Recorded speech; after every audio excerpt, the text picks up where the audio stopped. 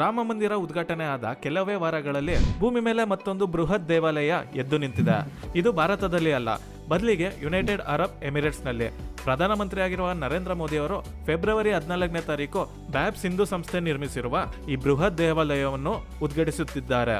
ಇದು ಯುಎಇನಲ್ಲೇ ಮೊದಲ ಹಿಂದೂ ದೇವಾಲಯವಾಗಿದ್ದು, ಇದರಲ್ಲಿ 7 ಶಿಖರಗಳಿವೆ. ಇವು 7 ಅರಬ್ ಎಮಿರೇಟ್ಸ್ಗಳನ್ನ ಪ್ರತಿನಿಧಿಸುತ್ತಿದೆ. ಈ ಶಿಖರಗಳ ಮೇಲೆ ರಾಮಾಯಣ, ಮಹಾಭಾರತ, ಶಿವಪುರಾಣ ಹಾಗೂ ಅನೇಕ ಪುರಾಣಗಳನ್ನ ಕೆತ್ತನೆ ಮಾಡಲಾಗಿದೆ. 20,000 ಟನ್ನಷ್ಟು ಮಾರ್ಬಲ್ನ ರಾಜಸ್ಥಾನ ಮತ್ತು ಗುಜರಾತಿನ 2,000ಕ್ಕೂ ಹೆಚ್ಚು ಶಿಲ್ಪಿಗಳು ತುಂಬಾ ಅಮೋಘದಿಂದ ಕೆತ್ತಿದ್ದಾರೆ ಎನ್ನಲಾಗುತ್ತಿದೆ.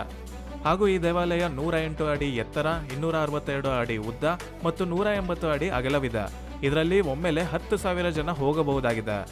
ಹಾಗೂ ಸ್ನೇಹಿತರೆ, ಈ ದೇವಾಲಯದಲ್ಲಿ exhibition centre, prayer halls, learning areas, ಮಕ್ಕಳಿಗೆ sports facility, food court, gardens, book ಮತ್ತು ಗಿಫ್ಟ್ ಶಾಪ್ಸು ಜೊತೆ ಹಲವಾರು ಇತರ ಸೌಕರ್ಯಗಳು